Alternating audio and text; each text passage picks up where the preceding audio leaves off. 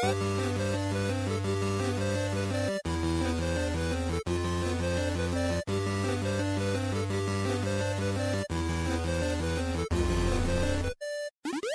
Stevivor's Friendly Fire Show, episode 200.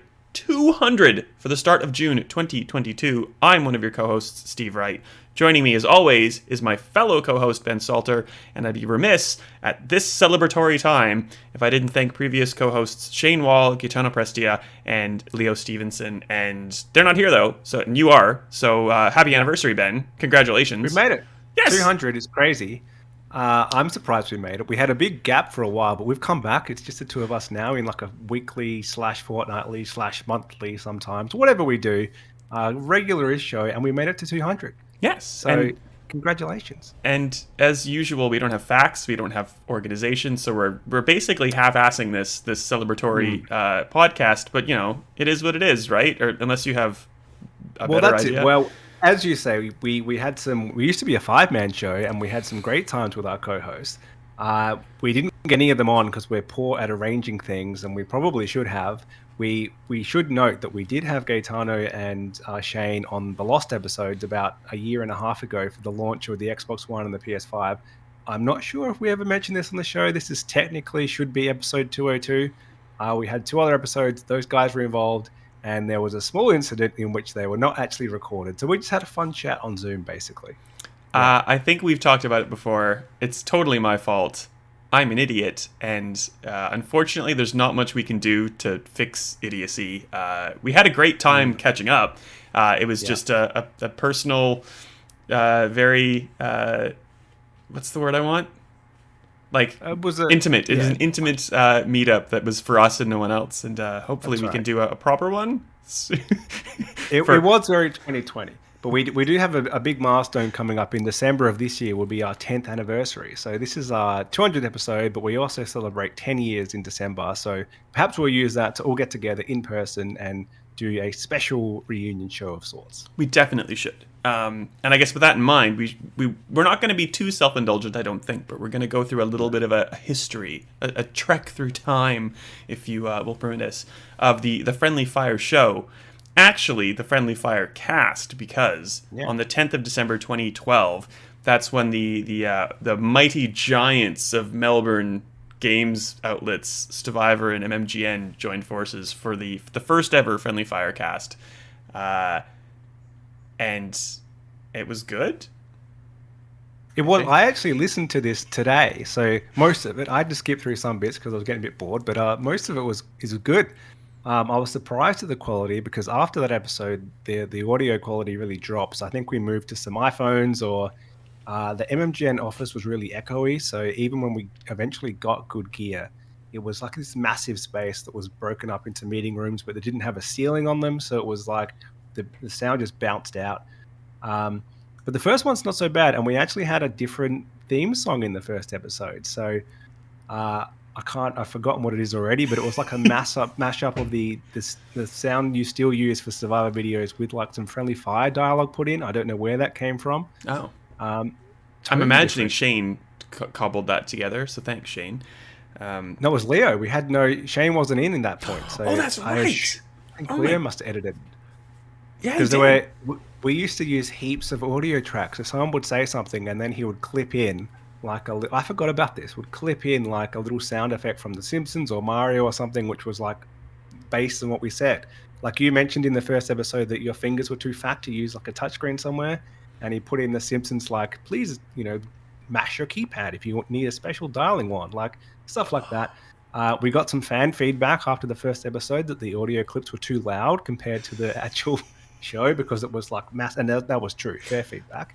And we had the secret sound, which was the game we would play of a sound clip which we couldn't actually hear in the show, and we all pretended every episode like, oh, that's a good one, and then it would get put in post, and then people had to like comment saying what the sound was, and the next episode we would talk amongst ourselves having not read the comment to see if we could guess, and we never could. And people did eventually guess them, normally just in the MMGN comments, and they would say what it was, and they would get it before us every time. We're like, I don't think we ever really got it. Isn't it insane how much work we put into the podcast and now we don't? Like, Yeah, nah. early days. We don't do any games anymore. We had a lot of games. Like there was the game we had that had an excellent intro, which is why we played it, because Tano stuffed it up. And he tried to do the Godfather quote and he like messed it up and he said at the end, "Is that the quote?" And it actually works really well because the game was, "What is this quote from? Or what game is this quote from?" So we only like the game wasn't that good because we never came up with that good of a quote because we're trying to always link it to like recent news and stuff. So you guess like Resident Evil news, so it must be a Resident Evil game. But we just played it because it was a great intro, and we should bring that back if it's saved anywhere. We should, actually.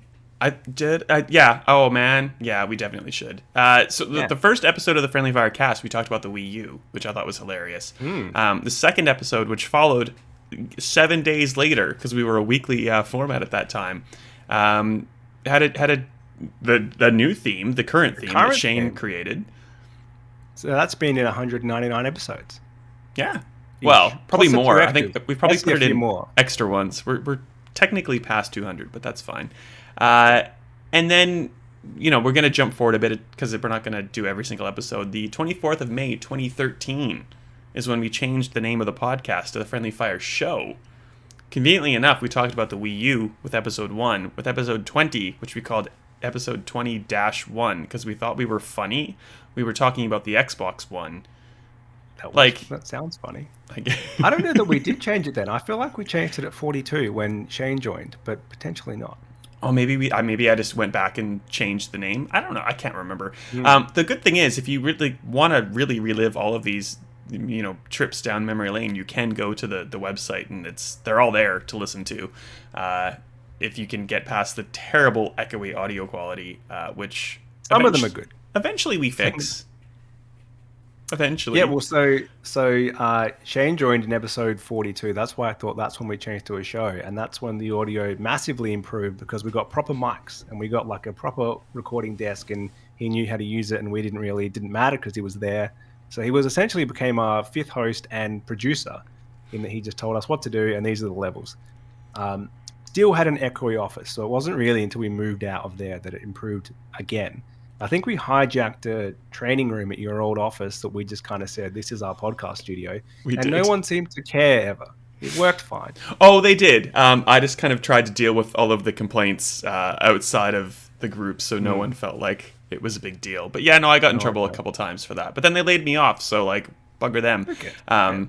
We'll get to more layoffs later on. But before that, I was really quite keen on episode, I think it was 100, conveniently enough, in 2015. So 3 years after we started, we've kind of, the cadence of our podcast seems to go up and down depending on the time of the year or the time of the pandemic, perhaps.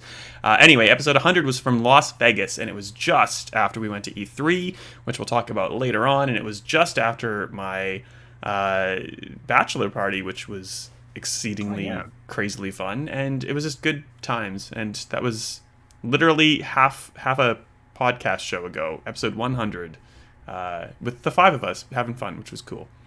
Before You Were a Married Man was episode 100, and it's taken us this long. I don't know how long your marriage feels, but that's how long it takes to do 100 episodes. 7 years on the 4th of July, so it's been a while. E3 stuff. You wanted to talk about E3 stuff. That was always the best time. It still is always the best time. They're the worst quality episodes because, again, we didn't take all the gear with us. So it was like just after we got proper mics and we went back to using, I think we used like a Bluemouth mic for one of them, all huddled around it. And I think one we may have used an iPhone again. And they're like 2-part episodes. So I can't remember which way around it was. I feel like 2014 we did it from like that hotel across from the convention center. And we had like an outrageous number of Bud Lights, which we shouldn't have done. And we did like this gigantic podcast. Doesn't sound like us. Nah. But that was good fun. I think we had to have a break in the middle to be like, because there was so much stuff to talk about back then at E3 as opposed to like the last few E3s when there's been so little. Because it was like new console time. It was still a pretty big show. It wasn't open to the public yet. And it was fun to have a group of people and we could actually go see stuff and then talk about it while we were there, as opposed to, we'll still do one this year for non-E3, but it will be, at our own homes, having watched the stream. It's not as exciting as actually being there. So we got to do 2. The second one, I can actually remember we were upstairs in one side, I think the west side or the east side of the convention center, and we found like a little nook, and we just said, let's just sit here and do it. I can't remember why we didn't go back to, like, I think we're staying at the same place, but we just decided to do it there. We probably had somewhere to go, and we're like, we're not going to blow off this free bar tab somewhere for the podcast. Let's do the podcast now. But it's got some atmosphere, or maybe it's because we wanted to say we're live at E3. I think I just wanted to get it out of the way and done with. And I think one time my laptop ran out of power and we couldn't find like a PowerPoint, or something happened and we like got through half a recording and it didn't work either. But if something doesn't get recorded, it's definitely always my fault on this show, for better or for worse. Well, yeah. Episode 122 kind of marked a finale that like was a very short finale, because sadly MMGN shuttered and you and Tano lost your full-time paid jobs as games people, which was sad. It is. Just want to rub that in your face, I guess. We both have jobs now. It's fine. Don't worry about it. This was 2016, so a long time ago. But yeah, like there are so few paid games journalist jobs now in Australia. There were a few back then, to be honest. But it's always sad to lose some. One of the only places at the time that still had 2 full-time staff that was fully Australian-based, so it wasn't just an office for a US or a European site. And now there's like they're basically none. Yeah, and it was established so long ago. You had like an actual like community who would go on forums and like into comments, and not just be like the worst of the internet coming in to say that they hated things. Like it was like an actual good group of people doing things, commenting on the secret sound, etc. Yeah, we used to get various comments about the show, so that was pretty much the easiest way to do it, because no one emails in. It's too much work. I don't email into shows. That said, we probably do have an email address, so email in if you want to contact us. Podcast@stevivor.com. There you go. Yeah. That's it. So I'm sorry you didn't have a job back then, but then you did. It was weird because you guys lost your jobs at like Super Bowl time, which was that time. And then when I lost my job and we lost that primo podcast recording studio, that was the same time, like a year later or 2 years later. I can't quite remember. Anyway, not important to the podcast history. I wanted to bring one more date to our attention, which is the 28th of January 2019. I guess in the before times, though, I guess that quickly became the pandemic times, you and I decided to properly kick the Friendly Fire show back into gear with episode 132. Sometimes off, mostly on. We've been pretty regular since then, and we've gone from 132 to episode 200 in a little over, 3 years? So yay us. Yeah. I'm happy with that. That's pretty good. And so we had 10 or 9 or 10 episodes between that, which were kind of like whenever we could, like ad hoc ones that we could just fit in whenever we were in the same place, and we randomly decided to do one because we were not confident in our online recording abilities. It's funny to think about it now, but in like 2017, that wasn't a common thing. Like it was too complicated. Trying to get everyone to sound the same was really hard. And that's by the standard of our show that was originally like recorded on a phone, and we thought we can't even get that level on the internet. So how far we've come. Well, I'm still tweaking with how this comes across to people's ears, and like I will fully admit I am not an audio engineer, so 1,000,000 thank yous to Shane Wall for everything he did to make this sound good, and like 1,000,000 more apologies for destroying everything he built up with my horrendous attempts. But Ben, it's been a fantastic 200 episodes. I am honored and humbled to have spent most of that time with you. I think we've both had on and off. We haven't been here for 200 each. But I'm so happy that we've done it, and I'm like keen for 200 more. Absolutely 100% on our own schedule though. So like in 2047 maybe we'll like celebrate episode 400. We'll see how it goes. We'll get there. No, we're pretty regular now, and we're going to kind of stick to that. So that's our goal. We've got to have a goal to stick with. But yeah, it's been a great time, and it's weird going back to listen to some early ones today just to kind of see what we did and what we talked about. For anyone else who's ever done a podcast and you last almost 10 years, to go back and listen to yourself and your friends from like 10 years ago talking about the nonsense you talked about then, pretty similar to what we talk about now. But it's weird to have like a recording of those conversations, because a lot of it was, we actually said in our very first episode, we were going to the pub every Friday and talking about games, so we might as well just record it. And that is where the podcast came from. and it's kind of having your Friday afternoon pub session recorded every week for like 3 years. It's essentially what we have there. Uh, all the game chat. So we had a lot of stuff to say about games. It's pretty much all we talked about for that time. And that's definitely changed since. It's weird because like I couldn't imagine doing a 5-person show on the internet. It would be chaos. No. But also like it was so much fun doing a 5-person in-person show, but also probably chaos. So I don't know. Yeah, well, like, there are some chaotic episodes, but yeah, it's something you need to do in person for that many people. But we rarely had all 5. There was always someone away. Gaetano was normally he became at some point, I think around episode like 17 or something, we called him out as special guest star because he was so rarely there, and that was an ongoing joke for the next 100 episodes. And we never knew until he was there until the end of the show. Even in the first episode, he says like halfway through, "All right, gents, I need to leave in 10 minutes." Like mid-recording. And you throw back to him to kind of say, well, what do you want to talk about? Like, you're leaving. And then he stayed until the end. So, like, he's like, oh, I'll just stay. That's how it goes. My favorite moment from when we were recording in the Rialto at my old job, I had to wrap us up really quickly because I'm like, I have a hockey game at Docklands. It's like 20 minutes down the road. Like, we'll do a normal thing. I had, like, my quarter of the slab of beer that we bought.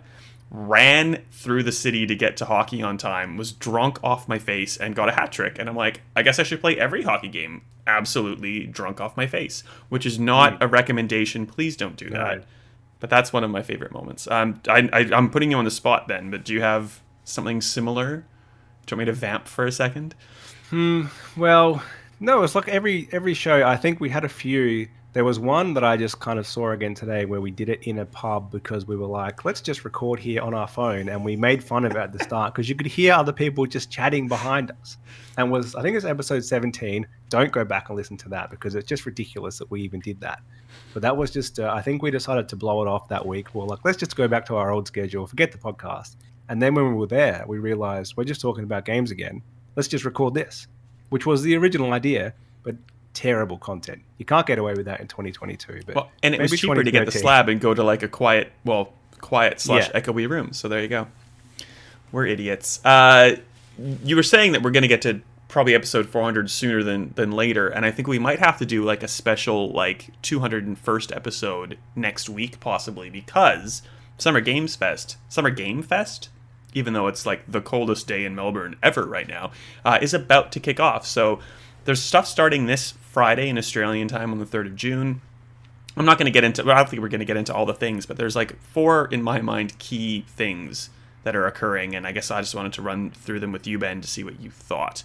The first is probably equally anticipated and like doesn't matter. It's the PlayStation VR 2 and third-party game state of play. Sony's been very, very careful to tell people, like, we're not doing any God of War, as an example. That will take place on the 3rd of June, Australian time at 8 in the morning, Australian Eastern Standard. With all of those kind of conditions put in place, Ben, what are you excited for this one? Well, not really because of the conditions. Like Sony's bangers are their first-party games, and they probably will have something for VR2. Like it's not going to be all third-party there. But they're very clear. Like God of War is their only big hit coming out this year. We still don't know that for sure. It doesn't have a release date. So I was kind of thinking they might try to announce that date relatively soon, but evidently not. So I don't know what we're going to see. We're just going to see their partners who aren't doing their own show put up some stuff as they normally would in E3. They'd often book a spot in Sony or Xbox or Nintendo showcase to kind of show off their games. It sounds like we're getting that bit without Sony's first-party stuff. Is that how you're reading this?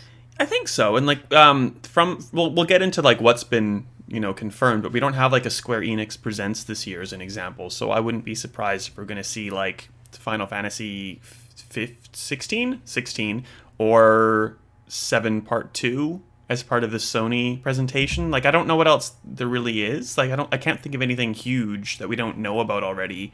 So maybe like even Forspoken from Square Enix, because that's still coming out. It was delayed. We don't know much about it. Like nothing that's making me like terribly excited, to be honest. And I'm still not a huge fan of VR with all the cables and all the setup it takes and all the space needed. So I don't know. What about you? What do you think we're going to see? I have no idea. I would love to see Final Fantasy VII Part 2 because it's when they sold that game to us as coming in multiple parts, it kind of felt like they needed to come pretty closely, like 18 months or so after each other, and now it's been, getting on 3 years. So we need to see something. And at least tell us how many parts this game is going to be. Like, is it a two-parter? Is it a 10-parter? Like, what are we waiting for? Like, it should take much less time to make the next part because they've already built the engine and the assets and everything. It's just kind of still going to take a while, but not as long. So that's what I'd like to see. I don't think we will necessarily because everything is delayed at the moment. Yeah. But yeah, otherwise, it's whatever Sony has the marketing deal for, which funnily enough is COD. So, but that's doing its own thing, so that probably won't be there either. Yeah. Well, yeah. It's it's a weird. It's not as busy as other years, but it's still busy in terms of things like that I know about that we can't talk about. You're in the same boat as me, obviously. Like, we know some things that are happening. We're not going to speculate. Anything that we speculate today isn't going to be connected to anything because we're not stupid. But like it's sort of busy, but not busy enough. But like, I don't want it to be any busier. I'm happy kind of with things being in a tight, condensed window of like, here's Summer Game Fest announcements. I don't want this to go on for 4 months. But there's also, because like you've said with the pandemic, like it's just so hard to really figure out when your game is going to come out, and you don't want to disappoint people and announce something that's going to come out this year but ends up in 2024 or something. So yeah, it's a mess. Yeah. Anyway, the next thing I want to talk about is a Sega announcement. They've called it a new project, and it's potentially a Dreamcast Mini. We don't really know. It could be just like Yakuza 6 or whatever number they're at right now. That's at 9 p.m. on the 3rd of June. What do you wager the Sega announcement is? Well, if you go onto NeoGAF, their rumor is always that Microsoft is going to buy Sega, so it could be that. I don't think so. I would like a Dreamcast Mini. Like, I think the mini consoles kind of came as a fad, and then Sony did a terrible job, and they kind of all just died off. And Nintendo kind of said, "No, we want to lock ours behind a paywall now," basically, which Sony has now also done. So it kind of leaves a gap open for Sega if they wanted to capitalize on their old stuff. And no one's really done like that generation. I guess the Dreamcast is in the PS2, Xbox generation technically, even though it came out a bit before those. So we haven't had a mini in that era. Yeah, I'd be happy to see if that's what it is. That said, I think most of the good games off Dreamcast have been ported so much elsewhere. Like, it's 3 good games. It's got more than that. But like, you can play stuff like Crazy Taxi on Xbox Everything. Series X. It's back and pat. So like, there's most of those games are out elsewhere now. Would you rather have a Dreamcast Mini or Dreamcast games inside the Nintendo Switch Online plus expansion pack +1? I would prefer that in something I already have. I don't think the Switch is able to, like, if it was able to emulate games of that generation, then surely GameCube would be there. Or like, they've never sold GameCube games on a virtual service before, so that might be coming potentially. But yeah, it could be that too. Maybe they have found a way to do it Via the cloud, like PlayStation Plus. And Don't like do that. Switch games that you can't be run on the Switch right now, but still come on the Switch. Like, is Control one of them? Yes, I think so. Anyway, Yeah. I can't imagine that's going to be a long presentation, and I would imagine it's just going to be like the one announcement. So who knows? Maybe Microsoft does pull the trigger. Like, they're not, because they're No. tied up getting Activision Blizzard, yeah, so they're not. And the same thing goes for Sony. So it's a game or a console. Maybe they're gonna make a Dreamcast 2, like they're a current gen console. They're back in. I doubt it. Anyway, Summer Game Fest proper it starts at 4 a.m. on the 10th of June, Australian Eastern Standard Time, of course, and is followed by Day of the Devs. They announced a whole bunch of developers and publishers taking part in the live stream, and it ranges from like the big guns, 2K, Sony, Microsoft, Activision Blizzard, like right down to like Cuphead Studio, MDHR. So it's a whole bunch of people for like what, a 2-hour show. Like, I don't know what to expect from this. It seems like there's a lot of hype, and there's probably not going to be a lot of delivery, in my opinion. Previously, it seemed like publishers didn't want to put too much into this. They wanted to be involved to kind of say, "Oh yeah, we're there," which is why like Xbox, I think, is on the list, but they're not really going to do anything there because Doing their own thing. Yeah. But they probably have bought some ad space, so therefore Summer Game Fest lists them because to them it's all advertising. They don't really care as long as they get their money. Yeah. If it's just a paid ad, they're happy to throw that in. So I think that's the problem with this show. Is a lot of it is just ads versus announcements, and it's a fine line. But if it's advertising stuff we already know about and all that stuff, it's not very engaging, and that's what most of the last shows have been. So yeah, it's hard to get a read on it, and if it's actually anything worthwhile, or if it's going to be kind of just old news or pretty minor announcements. It's pretty much just a big marketing campaign for this stuff. Well, not a fact-based show, as you love to say, and it's absolutely true. Because I think Keeley's kind of been out, Jeff Keeley, that is the host and organizer of Summer Game Fest, has kind of been out trying to put out some statements being like, don't expect the world, like, it's pandemic times. So, like, I think he's happy to take, like you were saying, the advertising money from people to make this kind of spectacle, but it's not going to amount to much. So it's that fine line of kind of like balancing expectations and wanting to like pocket money because E3 decided to pull out of anything this year. So good on them, I guess. That's what you do. And finally, I think we've talked about this a little bit, but we'll get into it because kind of like the last big one of this period is going to be on the 13th of June at 3 in the morning. So set your alarms accordingly. It's the Xbox and Bethesda Game Showcase, and hopefully something is announced for this year, because otherwise, oof. Has to be. Sure, yeah, I think so. But we don't know what.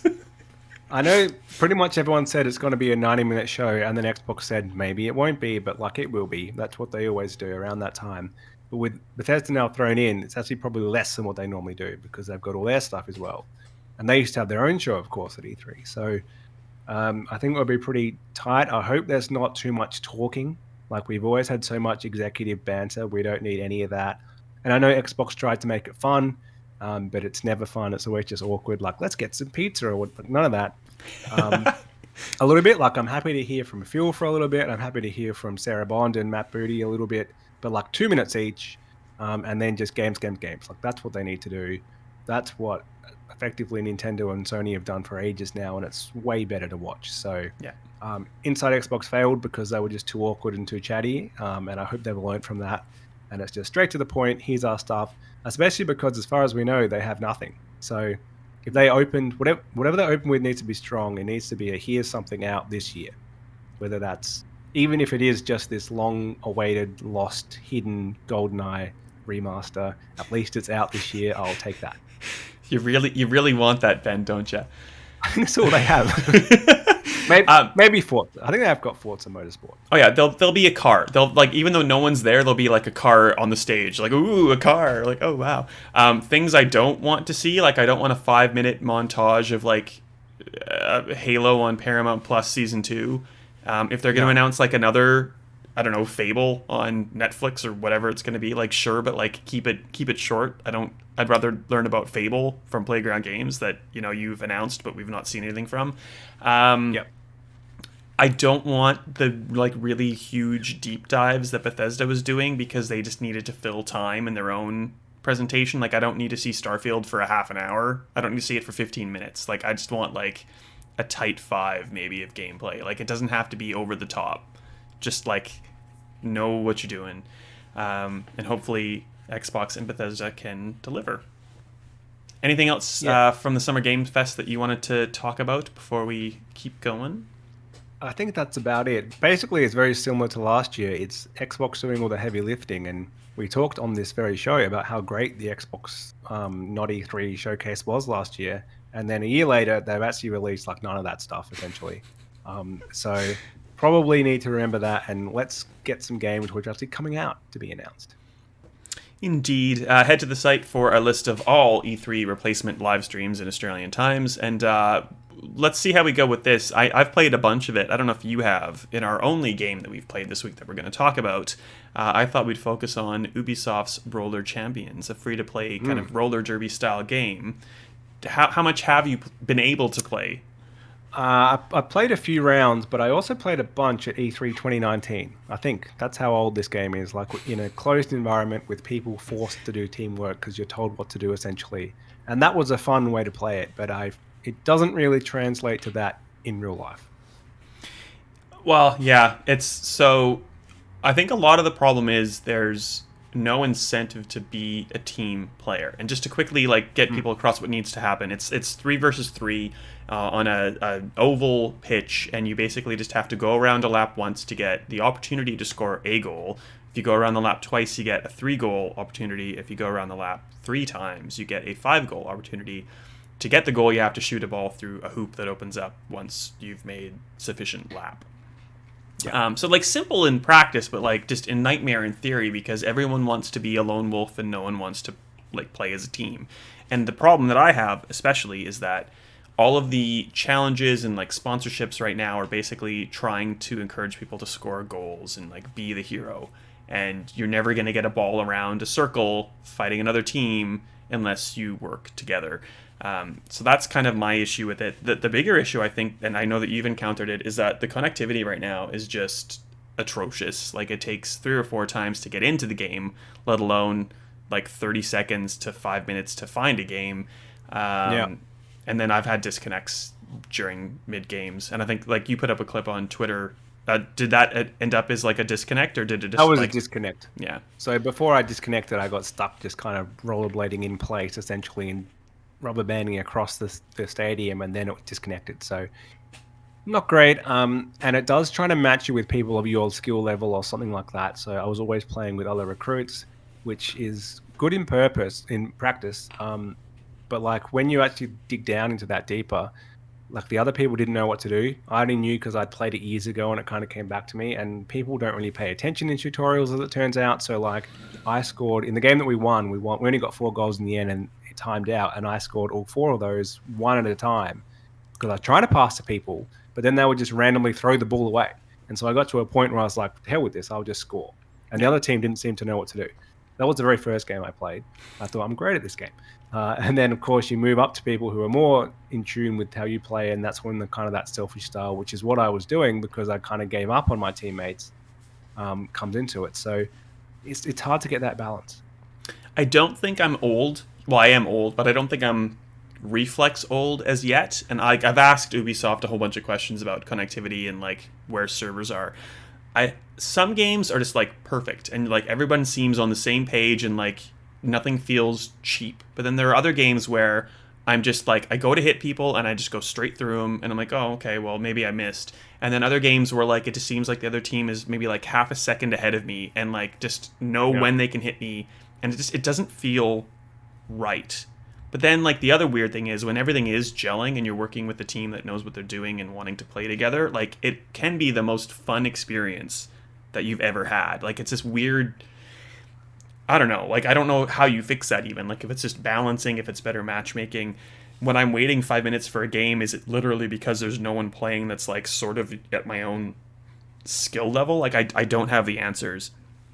It's a free-to-play game, which that's like good, I guess, because people will play, but it's a free-to-play game that, again, Good and bad. Yeah, so, I don't know. I think it should be free to play, but it somewhat incentivized me to kind of stop playing, essentially. Like I didn't have that much fun with it, didn't pay anything for this. It's like a Games Pass game.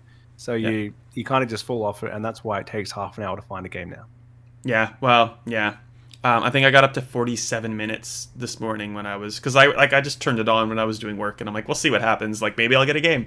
It was 47 minutes before I just went, okay, I'm shutting this off, because knowing me, it'll like match me up in 2 minutes, and I won't be caring anymore. And then some poor schlub like has to play with an AFK person. So that's World of Champions. It is free to play. Check it out if you want. It's on all major platforms, including Switch. Things that we're not going to talk about, but we have played. The list is plentiful because it is that kind of time of the year. So head to Stevivor if you want to look at previews or reviews, depending, for Matchpoint Tennis Championships, Mario Strikers Battle League Football. That's my preview, and I'm imagining there's a review coming from someone that I know that might be on the show sooner than later. I don't know. The Quarry, which is 2K and Supermassive's horror game, which I'm actually quite excited for. It's like very Until Dawn. It's not Dark Pictures, so get on that. Multiverses, which is Warner Brothers brand arena fighter.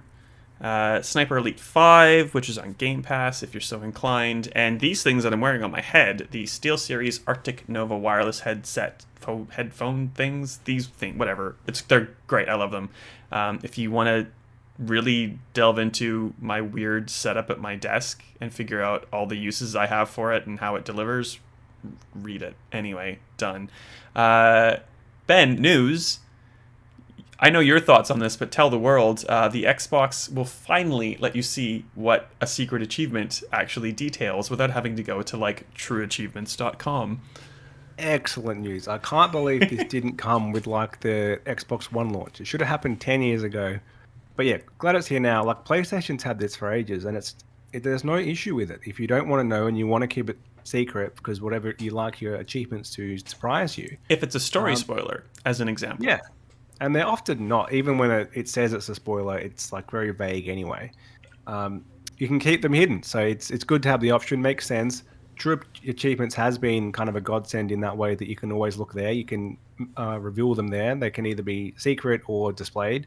But it's so much easier just to go on your dash and see what it is in the game. Oh, especially like because if I'm mopping up achievements in a game, I'm like, oh, I kind of know what the list is like. But I forget which one it is. Or sometimes, like, these secret achievements have trackers, and you're like, well, I don't know if that's, like, kill 10 guys or get 10 collectibles. So, like, it kind of helps you figure out where you're at with something without having to do all the extra legwork. Yeah, like, something that PlayStation's had for years, and it's just a nice... It's, like, a really simple thing, but a really nice, simple thing to have. Next, they should work on the trackers. So, it's some games perfect, and some games is like, get 100 kills and just nothing until you unlock it. So, work on that. Yeah, like it should be mandatory if you have those kind of things in, or just turn it off. Like I'd rather just have it uniform across the board. Sticking to theme, PlayStation 1 classics, in part at least, will get trophy support. Siphon Filter is one of the titles that are confirmed for this, and sort of related, Dino Crisis. The game that Capcom is not remaking, though, is drawing heavily from in terms of inspiration on that weird multiplayer dinosaur game that no one cares about, is likely going to be a PlayStation 1 classic released back into the ecosystem. The PlayStation Hong Kong website has a picture of Regina. I'm sorry, that's my Canadian-ness showing, the protagonist of the franchise. What do you think about either of those little tidbits when it comes to PlayStation 1 classics? Well, it makes it more interesting to play a game that's had that stuff added into it. It would be great if they could do it for Xbox originals, but I don't think they can with how back compat works there. So I'm glad Sony's doing that, but I wish they would get the emulation better, and because they're running with the PAL versions, which don't work well with your TV, and there's loads of videos out there of how bad all these games look. Yeah. And they don't play at the right frame rate. So I wish they would focus more on that stuff and getting good quality versions of these games if they're going to have them. And I think we talked last episode about how bad the list is. There's very few games available at launch. So work on that stuff more than trophies is what I would say. But they did wind back. What was the issue that we had last time? To do with the pricing. So if you'd bought your PlayStation Plus while it was on sale, they were making people in Asia repay that sale price and then pay the upgrade fee. They said that was a mistake and that you shouldn't need to repay that, because I've never heard of anyone sell you something on a sale and then said later, actually, can you pay us back that discount that we gave you because we would like that? Kind of like if you bought a game, for $80 from JB instead of 110, and then you wanted to buy the DLC 6 months later, and they said, well, you got to pay us that $30 first, and then we'll let you buy the DLC. That wouldn't fly. So yeah, well, Sony flagged it as a technical error, and I personally would flag that as a technical error that we got caught out on, hence it being called a technical error. But hey, that's points for trying. Yeah. Things we know nothing about, Ben, kind of, have been announced. I guess we know things about this that we could assume, but the first being Call of Duty Modern Warfare 2, the remake, which will follow the Modern Warfare 1 remake, has been officially announced by Activision Blizzard and Infinity Ward and is due out on the 28th of October. It's like a redo of the first one, which will follow the remake of the first one, which is not like one-to-one in terms of plot, I guess, but like we kind of know what it's going to be. So there's not really a word for this. Like we've already had remasters of Modern Warfare 1 and 2. It's not really a remake, but it kind of is like a redoing, because we don't really know anything about this game, but like the first one wasn't the first Modern Warfare. It was just the same kind of time frame, and like you had price in it. Yeah, general characters are the same, sort of same themes, but like different narrative. very annoying naming convention because now you're going to have two Modern Warfare 2s that you can reasonably play on your current gen consoles because Modern Warfare 2 Remastered is not that old. So yeah, kind of annoying, but excited to see it because it's definitely been the best COD of the last few years. Modern Warfare 1 still stands above Black Ops, Cold War, and Vanguard. So yeah, I'm looking forward to what they do with proper current gen hardware. Yeah, well, hopefully we find out more in the weeks or months to come. The next announcement is Star Wars Jedi Survivor, because the colon placement in there is really important. Long known to exist, but only confirmed this week. It's coming out in 2023 on current gen consoles and PC only, which is good. And like we know nothing about it apart from it's a sequel to Star Wars Jedi Fallen Order. I'm super excited. I love that game, and I'm keen to keep following Cal Kestis. What about you? I'm excited for it, and I'm glad that Respawn gets another crack at a single player game because for a while there, Star Wars was going very multiplayer only, and they kind of got the one single player focused game, and it was the best of the bunch. So glad to get another chance. And I'm also very glad it's current gen only because it's a bit of a sign that we're maybe starting this generation properly next year, so 3 years after the console actually came out. Ignore that rumor from TLC, TCL, whatever they're called, the TV manufacturer, who said that PS4, PS5 Pro, and Xbox Series X, I guess, coming out in 23 or 24. That is nonsense. They're just trying to sell you 8K TVs. They can't even make chips for the current set. They're not going to start a new SKU. That's no, not a chance. And there's no need. The reason there was a Pro and an X last gen is because 4K TVs came in and they became super mainstream. That's not going to happen with 8K TVs, so there's no need to do it. And Xbox had the secondary reason to do it because they were way behind in sales, and their whole thing had always been, we have the most powerful and the best console, and they didn't last gen. They had the worst console, so they kind of had to course correct halfway through. They don't have to do that now, so there's really no reason to even have a Pro this generation. Yeah, like we're on the technology curve right now. There's been a revision of the PS5 which has changed some internals, but like they're not going to be able to give you something. No. Well, they're not going to be able to give you something that's high tech and like at a cost you're willing to pay for. Let's put it that way. I'm keen for it. I'm actually kind of keen.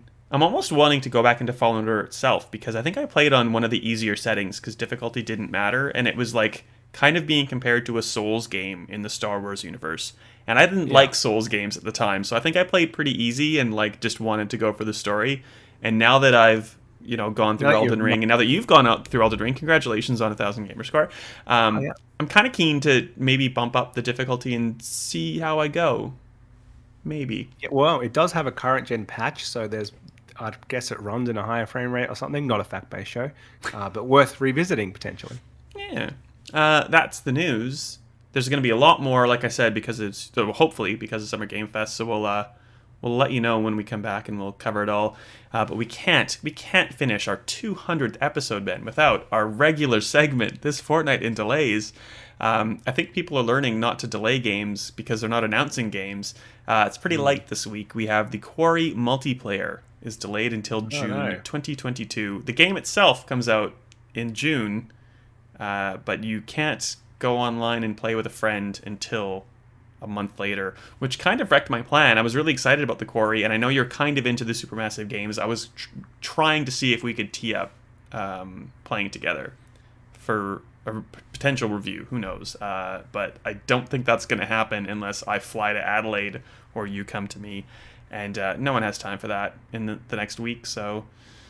That's a bit much. So we'll put that on the list of the multiplayer games we couldn't play. We had Halo, which we still haven't played. Now we've got this. We could try a Sniper. Like, that's apparently quite good in co-op, so I haven't tried that.